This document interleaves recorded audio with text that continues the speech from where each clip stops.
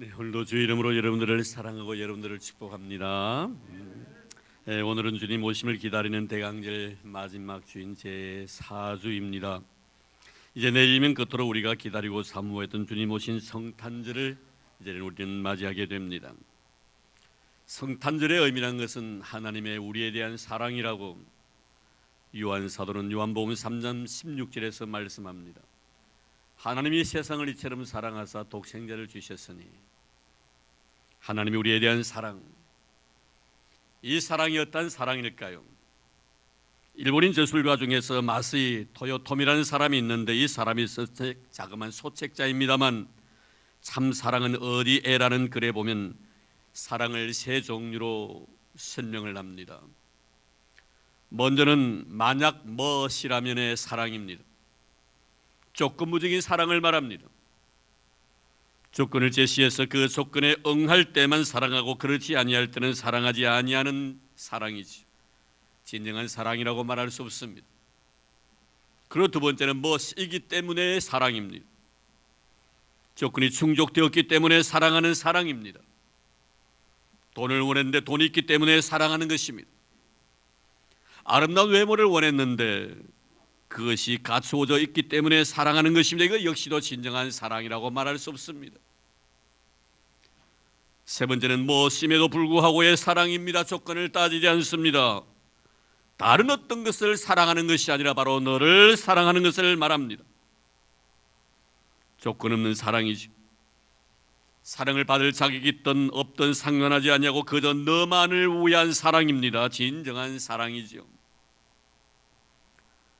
바울은 이런 하나님의 나에 대한 사랑을 로마서 5장 말씀에 보면은 사랑받는 내 편에서는 나는 아직도 연약했고 나는 아직도 죄인 되었을고 나는 아직도 원수 되었을 때라고 말씀합니다. 이 사랑은 무엇임에도 불구하고의 사랑을 말씀하신 것입니다. 이런 나를 사랑하신 하나님의 사랑은 사랑받는 내 입장에서 바라보면 참 감사한 일이고 고마울 일입니다. 그러나 사랑하시는 분의 입장에서는 고통스럽고 아픈 사랑인 것만은 사실입니다. 내가 강했을 때 사랑했으면 얼마나 좋겠습니까? 내가 의인이 되고 난 뒤에 사랑했으면 얼마나 좋겠습니까? 그분과 친구가 되고 난 뒤에 사랑했으면 얼마나 그 사랑이 쉬운 사랑이겠습니까? 그러나 여전히 나는 아직도 연약합니다. 여전히 나는 죄인된 신분입니다. 여전히 나는 그분에게 등을 돌리고 있는 이런 상황 속에서 그분이 나를 사랑하기 때문에 그 사랑은 고통이 있고 그 사랑은 아픔이 있더라 이 말이요. 그래서 이 사랑을 우리는 십자가의 사랑이라고 고백합니다. 누구는 그렇게 노래합니다. 너무 아픈 것은 사랑이 아니라고. 정말 그럴까요? 너무 아픈 것은 사랑이 아닐까요? 여러분 어느 정도 주님의 십자가의 사랑을 이해하시고 계십니까? 나를 향한 주님의 그 십자가의 사랑을 어느 정도 헤아리고 계십니까? 너무 쉽게 받아들이고 그 사랑을 너무 쉽게 이야기하고 있는 우리들은 아닌지요? 요사이 윤동주 시인에 대해서 글을 많이 씁니다. 그분의 탄생 100주년이 되는 해이기 때문인 것 같습니다. 그분은 모태신앙인이었고 그가 어렸을 때 그의 외삼촌이 세운 기독교 학교에서 공부를 한 사람입니다. 이분은 시인이시지만 항상 이분의 특징은 그가 시를 쓰고 난 뒤에 제일 마지막 부분에는 연과 그리고 날짜를 꼭 새긴다는 것입니다. 1934년 12월 24일 그러니까 83년 전의 오늘입니다. 그의 나이 17살 때입니다. 그는 그의 나이 17살 성탄절 전날 삶과 죽음이라는 시를 씁니다. 이 시에서 그는 삶은 오늘도 죽음의 서곡을 노래하였다. 이 노래가 언제나 끝나랴. 삶은 죽음을 노래하는 서곡이었다는 것입니다. 이 삶이 언제 끝나랴? 삶을 노래합니다. 그것도 크리스마스 이브 날에 그는 오늘의 삶을 깊이 관조하면서 내일의 죽음을 생각하고 있습니다. 12월 24일에 쓴 이 시에서 우리는 성도 윤동주 시인의 크리스마스에 대한 마음의 자세를 읽을 수가 있을 것입니다. 내일이면 크리스마스인데 온 세상이 아는데 어찌 그가 이 크리스마스를 잊을 수가 있겠습니까? 하루 전날 12월 24일에 성탐의 기쁨을 누려야 할 그 시간에 그는 죽음을 생각하고 있다는 것은 주님의 십자가를 생각하고 있었다는 의미입니다. 그의 삶을 죽음의 서곡으로 이해했으니까 말입니다. 그냥 기쁨에 들떠 흥청망청 떠들면서 아무런 의미 없이 성탄을 맞이할 것이 아니라 경건한 마음으로 다시 만날 주님을 기다리는 마음으로 성탄을 준비한다는 것입니다. 주님 오신 그날, 주님께서 다시 오실 그날이 바로 우리가 이 땅에서 불러야 할 마지막 노래라고 그는 말합니다. 그리고 그의 시 쉽게 쓰여진 시라는 작품에서는 시가 이렇게 쉽게 쓰여진 것은 부끄러운 일이라고 고백을 합니다. 그리고 이거를 쓰고 일본 경찰에 체포가 되지요. 그리고 2년 후에 후쿠오카 형무소에서 조국과 민족 앞에서 입새에 이는 바람처럼 죽는 날까지 한 점 부끄러움이 없기를 바라는 마음으로 신앙인의 절개를 지키다가 순국을 합니다. 이때 그의 나이 27살이었습니다. 자신이 시를 너무 쉽게 쓴 일, 즉 자신의 인생을 너무 쉽게 말한 것에 대해서 부끄러워하고 있습니다. 신앙인이며 시인으로서 양심 고백입니다. 우리는 어떠합니까? 내 인생을 너무 쉽게 이야기하고 있지는 않습니까? 내가 받은 은혜를 너무 쉽게 이야기하고 있지는 않습니까? 내가 주님께로부터 받은 사랑을 너무 쉽게 이야기하고 있지는 않습니까? 내가 이 세상에 살아가는 삶과 죽음 자체를 너무 쉽게 이야기하려고 하고 있지는 않는지. 이제 우리는 내일이면 성탄절을 맞이하게 될 것입니다. 우리는 다시 한번 오실 주님을 기다리면서 너무 쉽게 주님의 성탄을 이야기했고 주님의 십자가 사건을 이야기했던 내 자신을 다시 한번 성찰할 수 있는 귀한 기회가 되기를 바랍니다. 어찌 보면 우리는 너무나 쉽게 주님을 만날 것을 이야기하고 있지는 않는지, 나에 대해서 너무 쉽게 생각하고 너에 대해서도 너무 쉽게 생각하며 내 인생의 무게를 두지 않고 너무 가볍게 여기면서 하루하루를 살아가고 있는 내 자신은 아닌지. 그래서 우리는 성탄절 날에 너무 쉽게 말했던 성탄의 노래에 대해서도 좀 더 진지해질 필요가 있을 것입니다. 내가 이 세상에 태어난 날짜에 대해서도 우리는 진지하게 받아들여야 될 것입니다. 내가 살아가는 하루하루의 삶에 대해서도 무게감을 가지고 진지하게 우리는 바라보아야 할 것입니다. 내가 너에게 내뱉었던 말 한마디 한마디에도 진지하게 우리가 말 한마디를 할 수 있는 자가 되어야 할 것입니다. 오늘 우리는 성탄을 맞이하면서 한 평만 여인을 본문을 통해서 생각하려고 합니다. 바로 마리아입니다. 제가 마리아를 평만 여인이라고 말씀을 드린 것은 가톨릭에서는 이 마리아를 너무나 신격화하고 있기 때문에 저는 이런 표현을 했습니다. 그는 우리와 똑같은 성령을 가진 자입니다. 이 여인의 출생지는 나사렛이라는 자그마한 시골이었습니다. 그런데 어느 날이었죠, 하나님께 보내신 천사 가브리엘이 그녀에게 나타나 이렇게 말합니다. 은혜를 받은 자여 평안할지어다. 주께서 너와 함께 하시도다. 태어나서 이런 경험이 전혀 없었던 마리아 입장에서 보면 놀라운 일이 아닐 수 없습니다. 당황하고 있는 마리아에게 가브리엘 천사는 다시 말합니다.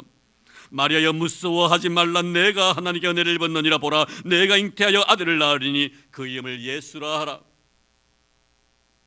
왜 하필이면 이 여인이었을까요? 시골 특이인 마리아에게 하나님은 이런 은혜를 왜 입혀 주었을까? 예루살렘 거리를 가보면은 화려한 신문을 가진 명문 가문에서 곱게 자라난 학식과 교양미가 넘치는 고루 갖춘 아리따운 미모를 가진 여인들도 참 많았을 터인데, 주님은 시골 특이인 이 마리아를 선택하십니다. 왜일까요? 하나님의 사람의 선명한 기준이라는 책이 있습니다. 모 목사님께서 쓴 책입니다. 이 책을 보면 하나님께서 하나님의 거룩한 사명을 맡기실 때 아무나 선택하지 않는다는 것입니다. 선명한 기준이 있다는 것이지요. 그 기준은 속사람이 변화된 사람, 하나님의 말씀에 생명을 걸고 순종하는 사람, 하나님만 의지하는 사람, 하나님의 방법을 존중히 여기는 사람을 쓴다라고 말하고 있습니다. 성탄을 기다리는 사랑하는 성도 여러분, 왜 하나님은 많고 많은 여자들 가운데 마리아라는 여인을 선택하셨을까? 우리가 진지하게 이것을 생각해 보아야 할 것입니다. 하나님은 오늘 귀한 말씀을 통해서 우리에게 명하십니다. 이 여자를 보라고, 내가 왜 이 여자를 선택했는가를 보라고, 왜 이 여자가 만세로부터 스스로 고백한 대로 복 있는 자라고 고백할 수밖에 없었는가를 이 여자를 통해서 보라고 명하십니다. 29절 말씀 보겠습니다. 처녀가 그 말을 듣고 놀라 이런 인사가 어찌함인가 생각하며, 이 말씀은 하나님께서 가브리엘 천사를 마리아에게 보내어 하나님께 은혜를 입은 자라고 전했을 때 나타나는 그의 반응입니다. 여기에 보면 마리아는 단순히 천사 가브리엘을 보고 놀란 것이 아니라 천사 가브리엘이 그에게 건넨 하나님의 말씀을 듣고 놀랬다라고 말씀하고 있습니다. 왜 이런 놀란 반응을 보였을까요? 얼마나 놀란 축복의 말씀입니까? 천사 입에서 나온 그 메시지 한마디 한마디가 어느 누구도 들어보지 못한 메시지이며 어느 누구도 경험하지 못했던 하나님의 귀한 말씀이었습니다. 그리하여 어찌할 바를 몰라 이런 인사가 어찌함인가? 이런 인사가 어찌함인가? 이렇게 말한 이유가 무엇일까요? 분명히 하나님께서 이 여인에게 은혜를 주셨다면 이유가 있는 은혜일 것입니다. 그녀가 모르는 하나님만이 아시고 계신 그녀에 대한 하나님의 평가가 분명히 있었을 것입니다. 다른 누구를 보내는 것이 아니라 하나님의 아들이신 예수 그리스도를 이 여인을 통해서 보내주시겠다고 결정하신 데는 분명히 이유가 있는 결정이었을 것이고, 이 여인은 알고 있지는 않았지만 분명히 하나님은 이 여인을 통해서 메시아이신 예수를 이 세상에 보내주시겠다고 마음속에 계획하신 그 이유가 분명히 있을 것입니다. 우리는 그녀의 반응을 통해서 알 수가 있습니다. 귀한 메시지가 그에게 선포되었을 때 받아들인 그 여인의 모습, 그치지 않습니다. 그만하거나 교만한 구석을 찾아볼 수 없습니다.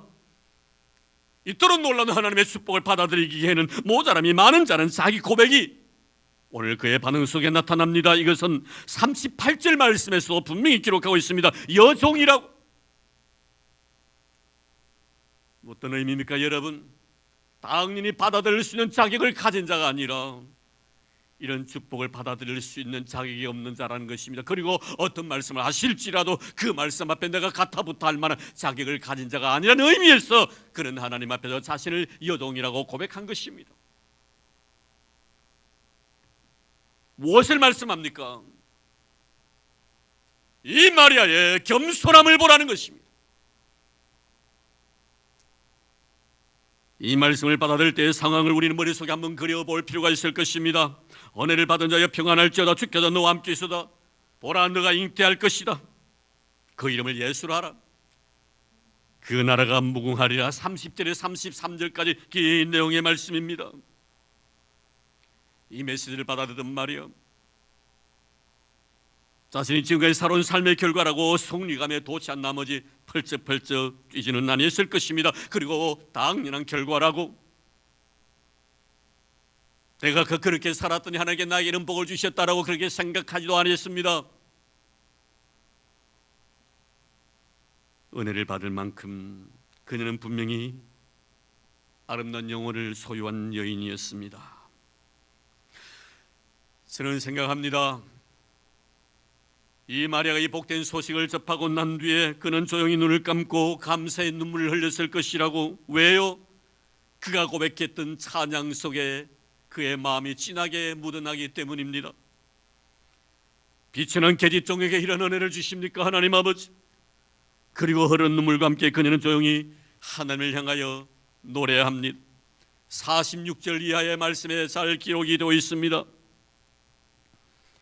마리아가 이르되 내 영혼이 주를 찬양하며 내 마음이 하나님 내 구주를 기뻐하였으면 그의 여종의 비천함을 돌아보셨습니다. 참으로 영혼이 아름답습니다. 그는 노래합니다. 은혜를 입었지만 여전히 자신은 비천한 계집종에 불과하다고. 하나님의 은혜를 입었지만 여전히 자신은 비천한 한 여인이었음을 고백하지. 이것이 바로 여러분, 하나님의 은혜를 입고 살아가는 자의 자기 고백인 것입니다. 당연히 여기지 않습니다. 자신이 행했던 모든 일의 결과라고 생각하지 않습니다. 어떻게 이런 아름다운 열매를 나에게 주십니까? 가치 없는 나에게, 허물 많은 나에게, 부족한 나에게 이런 은혜를 베풀어 주십니까? 라는 자기 고백입니다. 주님은 이렇게 말씀하셨죠. 심령이 가난한 자는 복이 있나니 천국이 저희 것임이라고. 천국은 하나님의 은혜를 받았으면서도 여전히 자신이 하나님의 은혜를 입을 가치가 없는 비천한 자임을 고백하는 자에게 주시는 축복이란 것을 잊지 마시기를 바랍니다. 천국은 하나님 앞에서 자신을 비천한 자리에 그대로 두기를 후원하는 자의 것이라는 것을 잊지 마시기를 바랍니다. 이런 자를 성경은 심령이 가난한 자라고 표합니다. 냄새나는 도랑가에 한 그루의 가시나무가 심겨져 있었습니다. 어느 날 그 곁을 냄새나는 그 도랑가를 지나가는 정원사가 가시나무 주위를 삽으로 파기 시작합니다. 이때 이 가시나무는 혼자 중얼거리죠. 이 사람 지금 뭐하는 거야? 나는 아무 쓸모없는 나무인 것을 그는 모르는 모양이구나. 정원사는 그 가시나무를 자신의 정원의 향기를 바라는 예쁜 나무 사이에 옮겨 심었습니다. 가시나무는 또다시 중얼거립니다. 이 사람 지금 무엇인가 큰 실수를 하고 있어. 나같이 쓸모없는 것을 이 좋은 곳에 심다니. 다음날 정원사는 예리한 칼을 가지고 가시나무 앞에 섭니다. 그리고 사정없이 가지를 잘라버립니다. 자신의 몸이 잘려져 나간 이 가시는 고통을 느낍니다. 그러면서 이렇게 말합니다. 이렇게 하려고 날 옮겼단 말인가? 차라리 그럴 바에 그 자리에 두지. 그러니 투덜거렸습니다. 그런데 정원사는 자신을 잘랐던 그 칼을 가지고 곁에 있는 예쁜 장미나무에서 돋아나는 새순을 자르더니 자신의 상처난 그곳에 접을 붙입니다. 여름이 지나고 가을을 보내고 겨울을 보내고 가시나무는 또다시 봄을 맞이하게 되었습니다. 5월이 되었습니다. 자신의 몸에서 예쁜 장미꽃이 피었습니다. 가시나무는 자신의 예쁜 모습을 뽐내며 자랑하기 시작합니다. 이 모습을 바라보고 있던 정원사가 그에게 조용히 다가서 이렇게 속삭입니다. 너의 아름다움은 내 자신에게서 나온 것이 아니라 나의 손에 의해서 만들어진 작품이라네. 겸손이란 하나님의 나에 대한 축복 앞에서도 자신의 위치를 망각하지 않는 것입니다. 마리아 천사 가브리엘을 통해서 은혜를 입었지만 여전히 그는 주님 앞에서의 연약한 계집종이었노라고 고백합니다. 성탄을 기다리는 사랑하는 성도 여러분, 오늘도 주님은 우리에게 마리아를 보라고 하십니다. 그리고 그에서 겸손함을 배우라고 명하십니다. 34절입니다. 마리아가 천사에게 말하되 나는 남자를 알지 못하니 어찌 이 일이 있으리까? 마리아는 천사 가브리엘이 전하는 말을 듣고 어떻게 저에게 이러한 일이 일어날 수 있습니까? 저는 남자를 알지 못합니다. 어떻게? 라는 이런 물음 앞에 천사가 가브리엘에게 37절로 대합니다. 대저 하나님의 모든 말씀은 능하지 못하심이 없느니라. 이 말을 들은 마리아의 대답입니다. 그의 고백입니다. 38절입니다. 마리아가 이르되 주의 여종이오니 말씀대로 내게 이루어지이다며 천사가 떠나가니라. 주의 여종이오니 말씀대로 이루어지이다. 하나님의 말씀 앞에 자신의 모든 것을 내려놓습니다. 이것을 우리는 믿음이라고 합니다. 마리아는 말씀을 그대로 받아들이는 믿음을 가진 여자였습니다. 말씀 앞에서 전혀 자기 변명이 없습니다. 순수합니다. 전혀 때묻지 아니한 순결한 마음입니다. 그런 나중에 혼인잔치 집에 물러서 주님께 포도주를 만드시는 첫 번째 기적 앞에서 종들에게 이렇게 말합니다. 시키는 대로 하라고.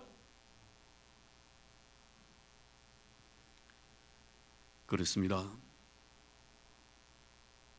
믿음의 사람은 아직 이루어지지 아니한 것이지만 말씀이 나에게 그렇게 말씀하시니 그것을 현재적 사건으로 받아들이는 것입니다.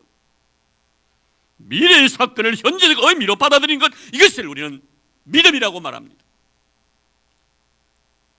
사랑하는 성도 여러분, 이런 모든 믿음 좋은 성도들이 다 되기를 주의 이름으로 축원합니다. 앞으로 닥칠 모든 미래적인 사건을 현재적인 의미에서 바라보는 것.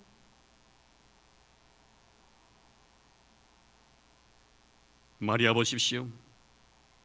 그녀는 자신에게 주어진 메시지에 대해서 하나도 의심 없이 그것을 자신이 모였던 세례 요한의 어머니 엘리사벳에 가서 말라고다 방문했을 때 엘리사벳이 성령의 충만함을 입어 마리아에게 이렇게 말합니다. 42절에 45절입니다. 큰 소리로 불러 이르되 여자 중에 내가 복이 있으면 내 태중의 아이도 복이 있도다. 내 주의 어머니가 내게 나오니 이 어찌 된 일인가? 오라무라는 소리가 내게 들릴 때 아이가 내 복 중에서 기쁨으로 뛰놀았도다. 주께서 하신 말씀이 반드시 이루어지라고 믿은 그 여자에게 복이 있도다. 믿은 그 여자에게 복이 있도다. 할렐루야. 그런 성도 되기를 주 이름으로 축원합니다. 얼마나 감사했던지 마리아 그 입술을 통하여 찬양이 흘러넘칩니다. 사랑하는 성도 여러분, 주님 이 시간 우리에게 한 여인을 보라고 하십니다. 그녀의 믿음을 말입니다. 미래적 사건을 현재적 사건으로 받아들인 이 믿음을 너희들도 본받으라고 말씀하십니다. 그리고 우리에게 또 물으십니다.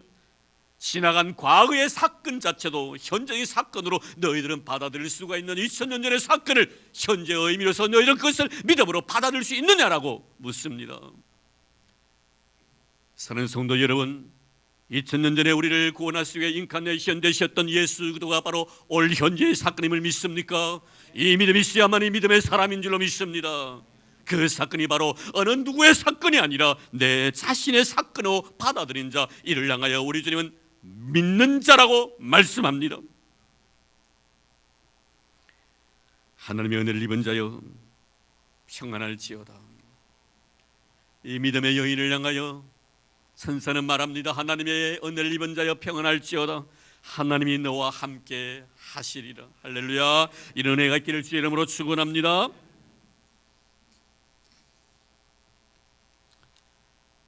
이제 우리는 38절 말씀을 다시 한번 보겠습니다. 마리아가 이르되 주의 여종이니 말씀대로 내게 이루어지이다. 여기서 우리는 그녀의 순종을 봅니다. 지금 마리아의 모습을 보십시오. 하나님께 나에게 어떤 요구를 하실지라도 아멘 하고자 원하는 마음이 그에게 있습니다. 주의 여종이오니 말씀대로 내게 이루어지이다. 지금 마리아는 말씀 앞에서 자신을 보고 있습니다. 자신에게 어떤 하나님의 말씀의 요구가 전달된다 할지라도 그 말씀에 대해서 조금도 거부할 생각이 없습니다. 아니, 그럴 생각을 아예 하지도 아니했습니다. 조금도 인간의 생각에서 나오는 불순물을 섞으려고 하지 아니했습니다. 주님의 거룩한 은혜를 인간의 행위를 통해서 희석시키려고 하지 않습니다. 십자가의 놀라운 구속의 은총을 흐리게 하려고 하지 않고 있습니다. 오늘 하나님 우리에게 원하시는 바가 바로 이겁니다. 하나님 우리에게 십자가를 똑똑히 바라보라고 말씀하십니다. 이 십자가가 너희들 인간의 행위를 통하여 희석되지 않도록 하라고 말씀하십니다. 오늘 세상의 많은 신학 풍조들이 예수의 십자가의 아름다운 구속의 은총을 희석시키기 위해서 얼마나 혈안이 되는지 모릅니다. 예수의 십자가 외에는 나에게 자랑할 것이 없는 여러분 되기를 주의 이름으로 축원합니다. 그 십자가 은총을 분명히 전할 수 있는 우리가 되어야 될 줄로 믿습니다. 자신의 아픈 상처 치료받고자 주님께 조용히 다가가 손을 내밀어 주님의 옷자락을 만졌던 한 여인, 누가 내 몸에 손을 대었다는 주님의 말씀 앞에 벌벌 떨고 있었던 한 여인의 모습처럼 지금 말이라도 그런 심정으로 주님의 말씀 앞에 순종할 수밖에 없는 자임을 고백합니다. 주의 종이 오니 말씀대로 이루어지이다. 순종은 말처럼 그렇게 쉽지 않습니다.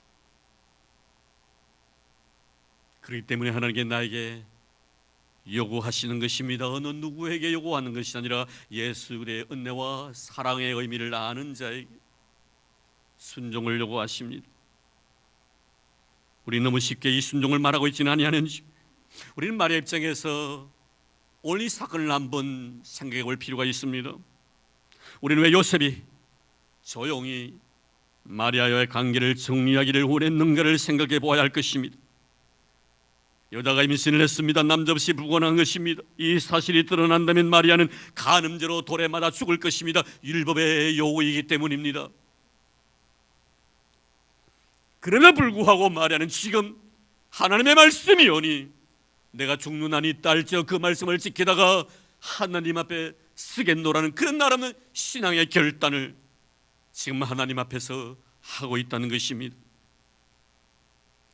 요셉은 마리아를 사랑했기 때문에 그녀를 이해한다 손치더라도 율법이 결코 그를 가만두지는 아니할 것입니다.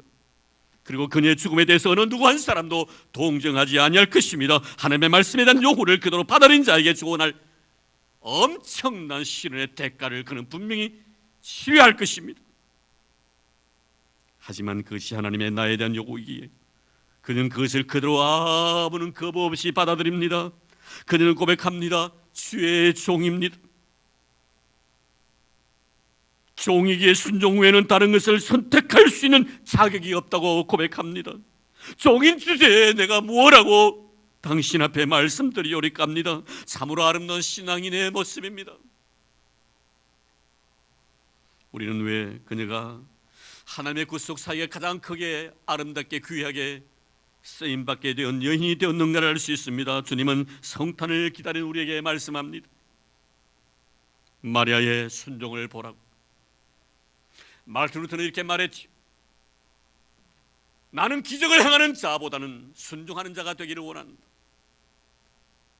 나는 기적을 행하는 자보다 순종하는 자가 되기를 원한다. 할렐루야. 순종이 제사보다 난 줄로 믿습니다. 하나님의 말씀 듣는 것이 수양의 기름보다 난 줄로 믿습니다. 순종을 통하여 하나님의 거룩한 위대한 역사에 참여하는 우리 모든 교회와 성도들 되기를 주의 이름으로 축원합니다. 이제 내일이면 성탄절입니다. 성탄절의 의미를 깊이 되새기는 시간이 되기를 바랍니다. 나 하나 사랑하기 위해서 인간의 몸을 입고 오신 우리 주님, 하지만 기쁨도 잠깐 주님께는 아픔이 기다리고 있었습니다. 그것이 바로 십자가의 죽으심입니다. 이것을 우리는 주님의 삶과 죽음이라고 표현합니다. 지극히 높은 곳에서는 하나님께 영광이요 땅에서는 기뻐하심을 입은 모든 사람들 중에 평화로다. 주님의 이 세상에 오시면 하나님께 영광이 되었고 또 모든 사람에게 평화를 주는 사건이지만 우리 주님은 고난의 길을 걸어가야 했다는 것을 잊어버려서는 결코 안 될 것입니다. 마리아와 함께 성년을 찾아셨던 어린 예수님을 시몬은 품에 안고 마리를 향하여 이렇게 말합니다. 칼이 내 마음을 찌르듯 하리니. 어린 예수를 품에 안고 있는 마리아를 향하여 시몬은 칼이 내 마음을 찌르듯 하리니. 언젠가는 너가 엄청난 고난과 시련과 아픔 때문에 눈물 흘릴 날이 올 것이다. 바로 예수의 십자가의 죽으심을 예언하신 말씀인 줄로 믿습니다. 주님 오심을 그토록 기다렸던 시몬, 주님을 품에 안고 주제여 이제는 말씀하신 대로 종을 평안히 놓아주시는도라며 기뻐하더니 어린 주님의 모습을 보면서 앞으로 걸어가셔야 할 십자가의 길을 생각하고 있었다는 것입니다. 성탄을 기다리던 한 시인의 고백처럼 삶은 오늘도 죽음의 소곡을 노래하였다. 이 노래가 언제 끝나랴? 성탄을 기다리는 이 시간 우리가 불러야 할 노래인 줄로 믿습니다. 우리는 성탄을 기쁨으로 맞이하면서 동시에 주님의 십자가 은혜를 결코 잊어서는 안 될 것입니다. 십자가의 은혜를 잊지 아니한 자말이 부활의 영광에 참여할 수 있을 것입니다. 그 부활의 영광이 우리 인생에서 이 땅에서 불러야 될 마지막 노래가 될 것입니다. 마리아는 예수 그리스도의 수태고지를 듣고 기쁨과 동시에 앞으로 주어질 시련과 고난의 나날들을 자신에게 주어진다 할지라도 지금 자신에게 주어진 그 말씀을 겸손하게 받아들입니다. 그리고 믿고 있습니다. 그리고 그 말씀대로 이루어지기를 바라는 순종하는 마음이 있습니다. 마리아가 걸어갔던 이 길, 우리가 걸어가야 될 그 길인 줄로 믿습니다. 겸손하게 인생을 사십시다. 그리고 믿음으로 살아가는 여러분 되기를 바랍니다. 그리고 순종의 길을 걸어가는 것입니다. 이 마리아처럼 성탄과 더불어 십자가와 부활을 함께 생각하는 성탄절이기를 바랍니다. 이것이 바로 우리 주님의 이 시간에 우리에 대한 바람일 것입니다. 삶 속에서 죽음을 생각하며 사셨던 우리 주님처럼 성탄의 기쁨 속에서 십자가와 부활을 생각하며 살아가는 저와 여러분의 삶이 되기를 주의 이름으로 축원합니다. 하나님 감사합니다. 귀하고 복된 날 저희들 불러주시고 말씀 앞에 세워주시고 말씀의 요구대로 순종할 수 있게 해주셔서 너무나 감사드리옵니다. 주님의 기쁜 탄생 앞에서 시몬은 장차 십자가를 지셔야 될 우리 주님의 모습을 떠올리며 마리아에게 칼이 내 마음을 찌르듯 하겠다고 말씀하고 있습니다. 어찌 우리는 이 성탄의 기쁨에 도취되어서 십자가의 좁은 길을 망각하오리까? 주님 잊지 않게 하여 주옵소서. 이 성탄의 기쁨에서 십자가를 생각하며 부활의 영광을 꿈꾸며 살아갈 수 있는 저희들 되게 하여 주옵소서. 나를 위해 십자가 지신 주님의 은혜와 사랑 너무나 고맙고 감사한 마음으로 살아가게 하옵소서. 나나 사랑하시기 위하여, 나나 구원시켜 주시기 위하여 하나님이신 주님께서 이 세상에 오신 성탄절을 기다립니다. 오늘로 주님 우리의 마음속에 오신 우리 주님을 생각하게 하셨고 이제 오실 우리 예수님을 기다리는 우리의 마음과 함께 귀한 예물을 믿음으로 드립니다. 이 예물을 주님 기뻐 허명해 주시기를 원합니다. 너무너무 고맙고 너무너무 감사해서 아낌없이 주님 앞에 드립니다. 하나님 기뻐 허명해 주시고 11조 위에 기름 부어 주시고 감사 예물 위에 두 손으로 복을 부어 주옵소서. 근촉의 금도 그리고 또한 성교 예물도 주님 앞에 드립니다. 이 드린 예물 위에 두 손으로 복 부어 주시기를 원합니다. 독거 노인들을 위하여, 작은 자들을 위하여 미랄의 헌금도 하나님 앞에 아낌없이 드립니다. 1,000번제도 주님 앞에 쏟아붓습니다. 말씀에 의지하여 드렸사오니 말씀대로 이루어지도록 도와주옵소서. 내 믿은 대로 될지어다고 하셨사오니 믿음으로 드린 손길 위에 하늘의 신령한 복과 땅의 기름짐으로 채워주시옵소서. 꽃으로 수놓았습니다. 주님 오심이 너무나 고맙고 감사해서 감격 어린 마음으로 주님 앞에 헌신했사오니 여인의 거룩한 드림을 기뻐 명하여 주시고 여인의 거룩한 헌신으로 인하여 그 가정이 주의 은혜로 충만케 하옵소서. 사랑 남편도 두 자녀도 주의 은혜로 날마다 감사하며 살게 하옵소서. 또 1년 동안 꽃꽂이를 수고 많이 하셨는데 하나님께서 위로해 주시고 복으로 채워주시기를 원합니다. 늘 이 꽃처럼 향기롭게 하시고 이 꽃처럼 화사하게 하옵소서. 모든 사람들에게 기쁨을 주시는 복의 통로로 쓰임받는 귀한 믿음의 여인이 되도록 축복해 주시옵소서. 오늘도 저희를 믿음으로 주님 앞에 드릴 수 있도록 해주신 것 감사드리옵니다. 만복의 근원 되신 우리 하나님 아버지, 우리에게 필요한 모든 것들을 넉넉하게 채워주셨사오니 부족함이 없도록 우리의 남은 생에도 주의 마음의 기쁨이 되는 거룩한 제물로 드릴 수 있도록 축복해 주옵소서. 만복의 근원 되신 예수님 이름으로 감사하며 기도드리옵나이다. 아멘.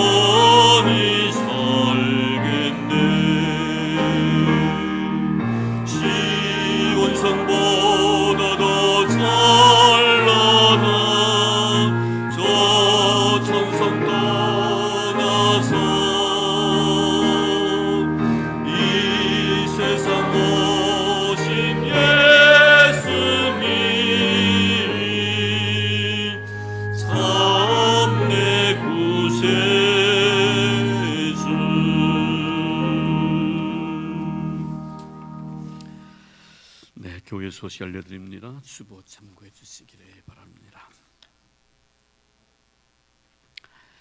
네, 오늘 강림절 제4주고요. 그리고 또 내일은 이제 성탄절이 됩니다. 오늘 제가 우리 교회력에 의해서 보라색이지만 이제 내일은 흰색으로 바뀝니다. 그래서 여러분들 항상 마음속에 성탄의 기쁨이 넘치기를 바랍니다. 그리고 찬양 예배 후, 오늘 찬양 예배 후에 2부 순서로 이 순서지에 나와 있습니다만 성탄 축하하는 그런 시간을 갖습니다. 그래서 상품도 푸짐하게 선물되어 있고요. 제가 미안합니다. 가격을 이렇게 말씀을 드려 1등 상이 하나 있어요. 18만 원짜리예요. 안 놀래네 아무도. 오, 18만 원짜리도 저는 굉장히 큰 걸 알고 있는데 놀랄 줄도 와 할 줄 알았는데 다시 물어봐요. 1등이 18만 원이랍니다. 예, 좋은 선물을 누가 주셔가지고 오늘 갈 거예요. 많이 그 싸기 위한 것은 아니지만 성탄에 같이 참여하는 자에게 주신 아름다운 은혜인 줄로 믿습니다. 오늘 많이 참여하시기를 바랍니다. 그리고 내일 무슨 날이죠? 성탄절입니다. 월요일이라서 내일 성탄절이에요. 그래서 내일 또 오전 이 시간에 11시에 우리 성탄절 예배를 드립니다. 하나님 앞에 늘 감사한 마음 갖기를 바라고요. 내가 하나님 앞에 감사한 것만큼 하나님 나를 사랑해 주신다는 걸 잊지 마시길 바랍니다. 내가 얼마나 주님을 사랑하느냐는 바로 내가 감사하는 마음이에요. 내일 성탄절을 맞이해서 모든 성도들이 참 마음으로 주님의 은혜에 감사하는 그런 복된 날 되기를 바랍니다. 그리고 마치고 난 뒤에 이 시간에 우리 연말 재직회를 바로 여기서 모이도록 하겠습니다. 이번 주 수요일 날은 마지막 우리 2회 마지막 엘리야 중보 기도회가 있습니다. 기억해 주시기를 바라고, 우리 김호정 집사님의 딸 수지 양이 좋은 삼등병원에 좀 허리를 다쳐서 입원 중에 있습니다. 오늘 찬양 예배 후에 성탄 축하 예배 예배 프로그램 다 마치고 제가 먼 신방을 갈 생각입니다. 원하시는 분은 같이 동행해 주시기를 바랍니다. 네, 그리고 내일은 우리 유아 세례가 있습니다. 준비해 주시기를 바라고요. 31일 날 정교연합 예배, 졸업예배, 송구 영신 예배 있다는 기억해 주시기 바랍니다. 그리고 오늘 예배 찬양 예배 마치고 난 뒤에 잠깐 우리 당의 모임을 갖도록 하겠습니다. 장로를 남아주시면 고맙겠습니다. 네, 우리 참 이렇게 우리 전도 잘하시는 우리 장선순 권사님 오늘 지인을 갖다가 전도하셨네요. 둘의 노인 복지 센터장이라네요. 예. 우리 해피데이 출석하신 분이시기도 하고요. 이인열 씨입니다. 어디 계십니까? 이인열 씨. 아우 예, 젊으신 분이시네. 아유 감사합니다. 예. 과거에는 우리 이렇게 성당에 다녀서 본 그런 경우도 있다고 하는데 지금 쉬고 계신데요. 진행을 잘하기를 바랍니다. 너무 고우신 분 같습니다. 우리 이기남 지사님께서 MD를 해주시기를 바라고요. 구역은 12구역입니다. 기간은 술람입니다. 예, 우리 주의 이름으로 환영하도록 하겠습니다.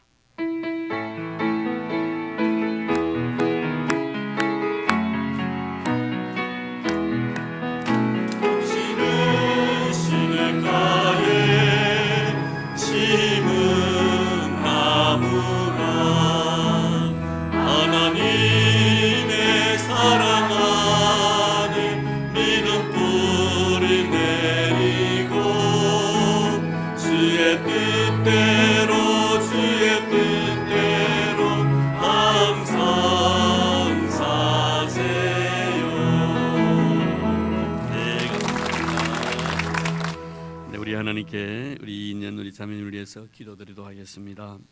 하나님 고맙습니다. 복되고 아름다운 날 성탄의 기쁨을 준비하기 위하여 저희들 모였는데 이렇게 귀한 시간 귀한 생명 보내주시고 주 안에 만나 사랑의 교제를 나누게 도와주시 너무나 감사드리옵니다.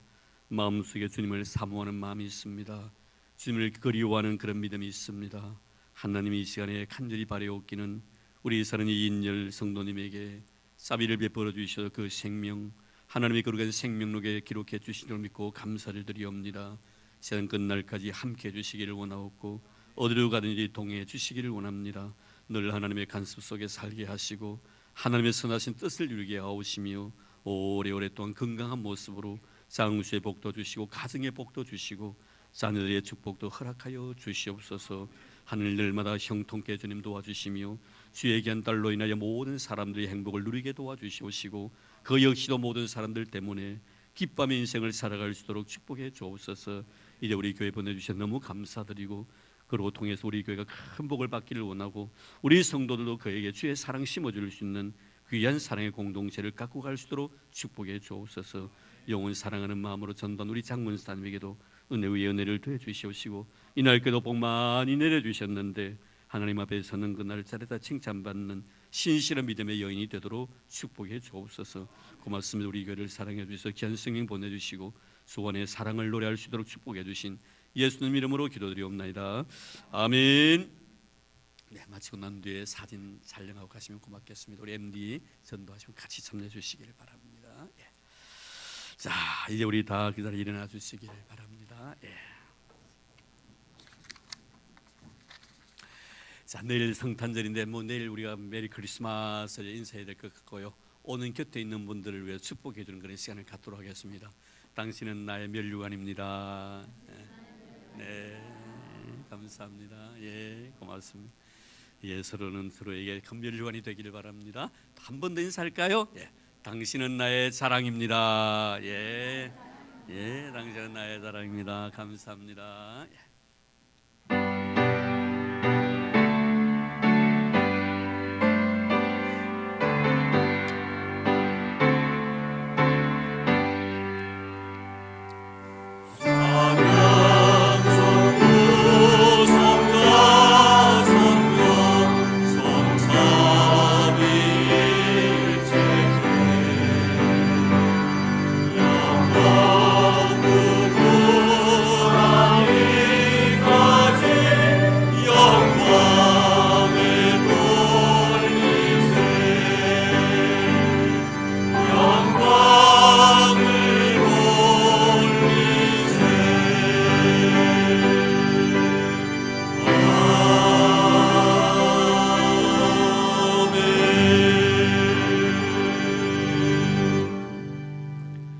이제는 교회 머리 되신 우리 주 예수 그리스도의 은혜와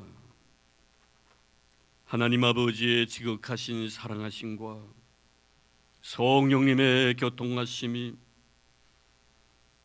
주님의 탄생을 기다리는 마음으로 다시 오시마 약속하신 주님의 재림을 기다리는 심정으로 경건한 마음으로 믿음의 제물되어 자신을 드리고 주신 사랑 너무 고마워 감격 속에 남은 인생 살고파 가슴 속에 주의 사랑 안고 이 세상 속에서 빛의 자녀다움의 삶을 살아가기로 다짐하는 사랑하는 우리 모든 성도들 머리 위에와 오늘도 줄타 중에 계신 믿음의 식구들, 나라의 부름을 받아 수고하고 있는 우리 믿음의 아들들, 특별히 병류에 고생하고 있는 우리 믿음의 형제들, 그리고 주님께서 친히 피로 값주고 사신 이 교회 위에 이제부터 영원토록 함께 하시기를 간절히 축원하옵나이다. 아멘.